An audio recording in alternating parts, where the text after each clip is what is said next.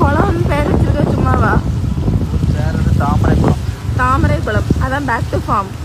அங்கங்கமா குளம் குளமா கிடக்கும். அதான் தாமரை குளம்னு உங்க ஊருக்கு பேர் வச்சிருக்கிறது தானே? மழையே அவ்வளோத்தையும் அடிக்கல, குளம் தண்ணியை பற்றியா?